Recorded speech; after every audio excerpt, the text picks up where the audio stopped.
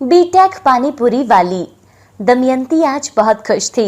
उसकी जीवन का आधार पोती अंजलि आज इंजीनियरिंग की पढ़ाई करने शहर जा रही थी। 70 वर्ष की उम्र में आज 30 वर्ष की महिला की तरह दौड़ दौड़ कर काम कर रही थी। अरे पुनिया, थोड़ा सा दही लेकर आ अपने घर से। मेरी अंजलि आज पहली बार अकेले शहर जा रही है। दही खाकर जाएगी तो सारे काम अच्छे से होंगे।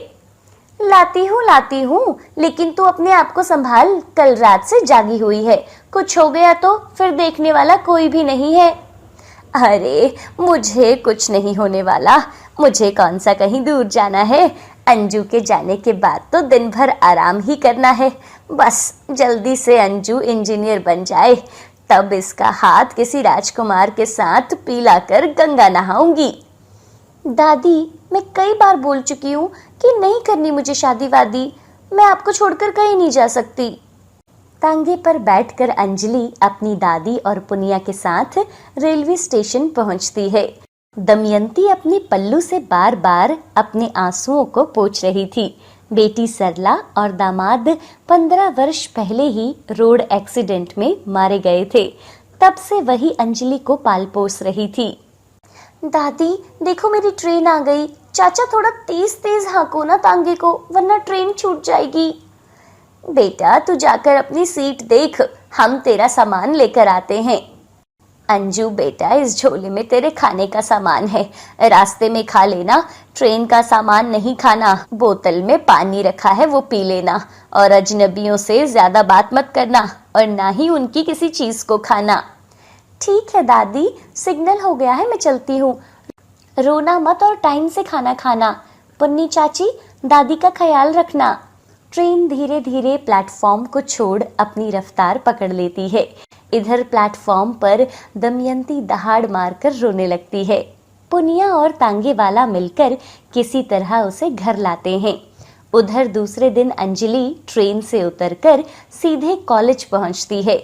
वहां पहले ही रोहन और उसकी टीम नए स्टूडेंट्स की रैगिंग कर रहे होते हैं। ओ मैडम, ये कबाड़ी का दुकान नहीं, इंजीनियरिंग कॉलेज है। अपनी कबाड़ कहीं और ले जाओ।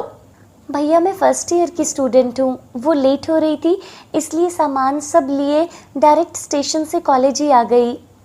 क्या? मेरी कोई बहन नहीं है, मैं एक लौता बेटा हूँ अपने माँ बाप का। तुम देहाती लोग में यही एक बड़ा प्रॉब्लम है, जहां गई वही रिश्ता बनाने लगती हो। डॉली, इस बहन जी को जरा मेरे बारे में बताओ। हाँ बहन जी, किससे मिलना है तुम्हें? माली से मिलना है या किसी पियोन से? मुझे किसी से नहीं मिलना, बल्कि एडमिशन काउंटर पर जाना है। आज मेरा एडमिशन का लास्ट डेट है। प्लीज काउंटर किधर है बताइए ना। रोहन आंख मारते हुए, डॉली इसे 2 नंबर काउंटर पर भेज दो। वो सामने सीढ़ी देख रही हो, बस उसके बगल में गेट है, उस गेट को खोलकर घुस जाना। अंदर में तुम्हें एडमिशन का काउंटर मिल जाएगा। Okay thanks sister. अंजलि जैसे ही गेट खोलकर अंदर जाती है, अंदर टॉयलेट देखकर वो वापस निकल आती है। सभी ठहाका मारकर हंसने लगते हैं। अंजलि किसी तरह एडमिशन काउंटर पर पहुंचकर एडमिशन ले लेती है। उधर गांव में दमयंती के घर पर, दमयंती, ओ दमयंती, घर और जमीन के कागज कब दोगी? आज पूरा 1 साल हो गया तुम्हें पैसा लिए हुए, ना मूल दे रही हो ना सूद।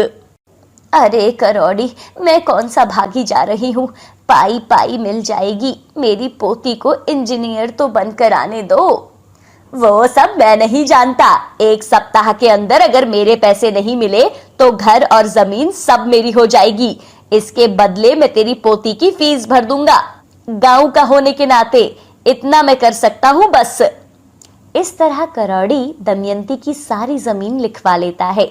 अब दमयंती पुनिया के यहाँ रहती है और गांव में बर्तन मांजकर किसी तरह अपने दिन गुजारती है। इधर शहर में अंजलि की रूम पार्टनर सोनी उसकी बहुत अच्छी दोस्त बन जाती है। अंजलि, आज लास्ट सेमेस्टर का फीस भरने का आखिरी दिन है। अगर फीस नहीं भरी तो फाइनल एग्जाम में नहीं बैठने देंगे। मुझे मालूम है बहन, दादी को 2 दिन पहले ही बता दिया था, लेकिन पता नहीं वो कैसे इंतजाम करेगी। तभी कोई दरवाजा खटखटाता है। अरे पुन्नी चाची तुम? हाँ बेटी, अपनी दवाई लेने यहाँ आई थी। तेरी दादी ने ये पैसे भेजे हैं, रख ले। मुझे देर हो रही है, डॉक्टर के पास जाना है। अरे चाची, रुकोगी नहीं? नहीं बेटी, डॉक्टर साहब फिर उठ जाएंगे, मैं चलती हूँ। पुनिया आंखों की आंसू छुपाते हुए तेजी से वहां से निकल जाती है। वहां शहर के सबसे बड़े सोनार के यहाँ दमयंती ने सुहाग की अंतिम निशानी गले का हार बेचकर अंजलि को पैसे दिए थे। अंजलि इन सब बातों से बेखबर फाइनल एग्जाम में अच्छे नंबर से पास करके अपने गांव पहुंचती है। पुन्नी चाची, अरे ओ पुन्नी चाची, मेरे घर में ताला क्यों लगा हुआ है और दादी कहाँ है? दादी अंदर है, अंदर चल। अरे बाद में आऊंगी चाची आपके घर, पहले थोड़ा अपने घर में जाकर फ्रेश हो लूं। दादी, ओ दादी, चलो चाबी ले आओ अपने घर की। देखो मैं बीटेक होकर आई हूँ। तभी करोड़ीमल वहां आता है। चाबी? कैसी चाबी? किसके घर की चाबी? बेटी, ये अब घर मेरा है, तेरा घर बिक चुका है। करोड़ी चाचा, मुझे ऐसी घटिया मजाक बिल्कुल पसंद नहीं है। मैं अपनी दादी से बात कर रही हूँ, बीच में अपनी टांग मत अड़ाओ। बेटी अंदर चल, मैं तुझे सब बताती हूँ। अंजलि घर के अंदर जाते ही सन्न रह जाती है। एक खाट पर बूढ़ी बीमार दादी खांसते हुए उसे निहार रही थी।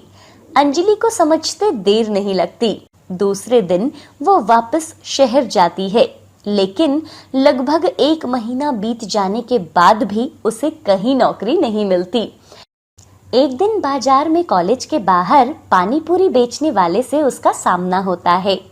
अंजलि बेटिया, तुम यहाँ क्या कर रही हो? वो भैया, काम की तलाश में भटक रही हूँ 1 महीने से, लेकिन कहीं काम नहीं मिला। अब लगता है गांव वापस ही जाना पड़ेगा। बहुत उम्मीद लेकर आई थी यहाँ। तुम कैसे हो भैया? मैं ठीक हूँ। मेरा बेटा दुबई चला गया है और मुझे भी बुला रहा है। अब एक लौता बेटे के सिवा मेरा तो कोई भी नहीं है, इसलिए अगले हफ्ते मैं दुबई जा रहा हूँ। वैसे बिटिया, बुरा ना मानो तो एक बात कहूँ। अरे भैया, मेरे ऐसे हालात देखकर आपको लगता है कि मैं कुछ बुरा मानूंगी?